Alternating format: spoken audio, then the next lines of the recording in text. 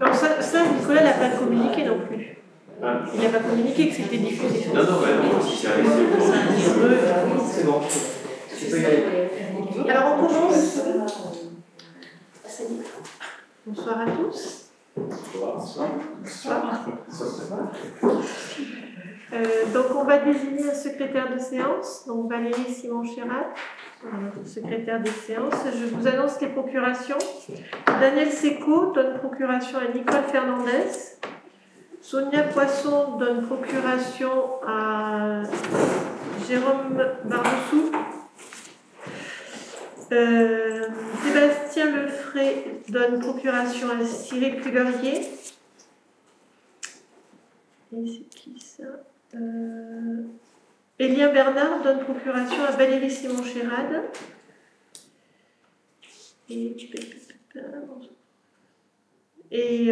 Géraldine Rézé donne procuration à Catherine Bigot.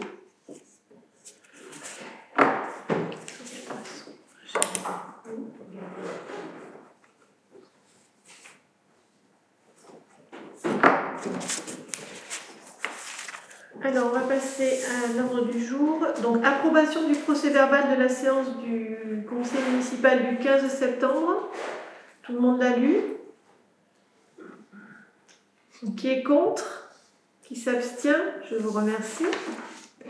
Première délibération. Donc, c'est une demande de subvention de dotation de soutien à l'investissement local DSIL 2020. Donc ça, c'est ce que je vous avais expliqué lors du dernier conseil municipal. C'est la préfecture donc, qui nous propose donc, de nous soutenir dans nos investissements et nous a demandé de déposer un dossier de demande de subvention si on en avait besoin sur un projet qui aurait un rapport avec la rénovation de patrimoine classé.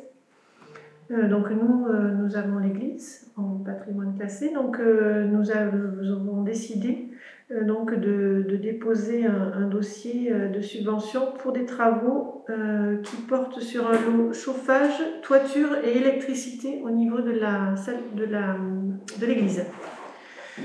Donc l'électricité c'est aussi la mise en lumière, c'est ça, Cyril? C'est la mise en lumière extérieure du côté de l'église.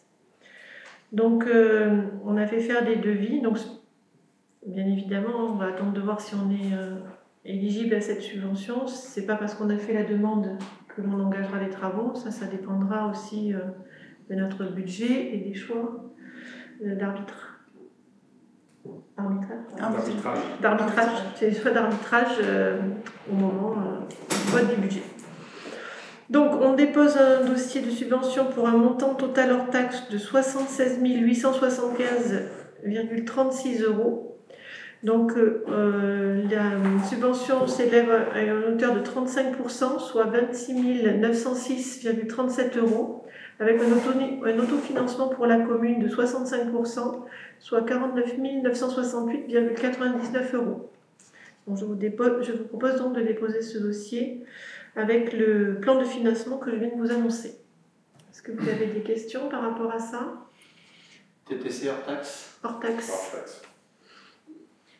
Est-ce qu'on peut demander des subventions complémentaires, par exemple à la DRAC?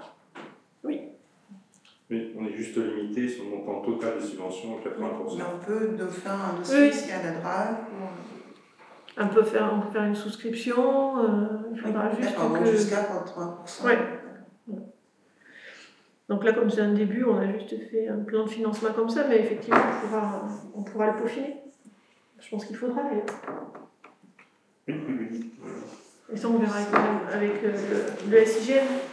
On peut demander aussi une subvention à la CCR. Il y a plein de choses.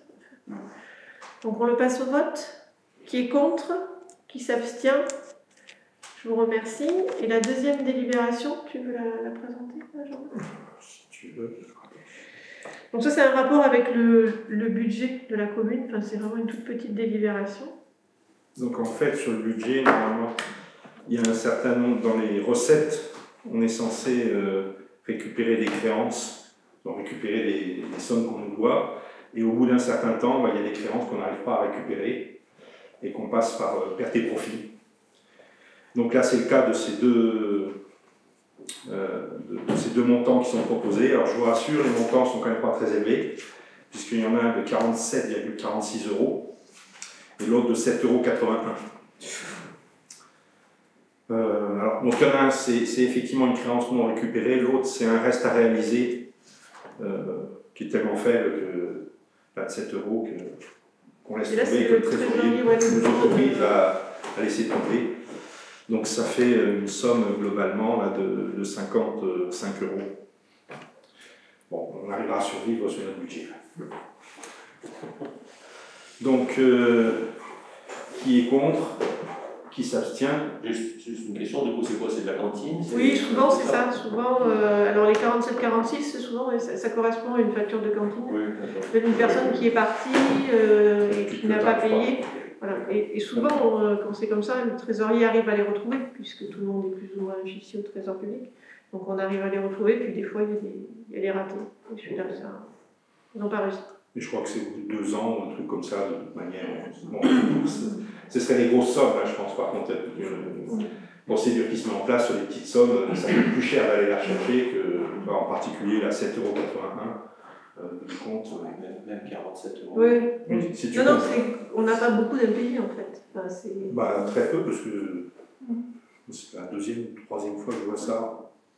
en général, quand le trésorier t'écrit pour te dire Oui, vous devez quelque chose, oui, ça marche. ça marche. Bon, ben donc, merci quand même pour le vote. Voilà, donc l'ordre du jour étant épuisé, est-ce que vous avez des questions diverses? J'en aurais, mais c'est pour après le conseil. Enfin, c'était d'aborder la question de la liaison douce entre Saint-Morillon et le futur collège, pour voir un petit peu comment s'organiser pour travailler sur ce dossier-là. Ok. Ben alors on lève la séance. Je vous remercie. Non, je voudrais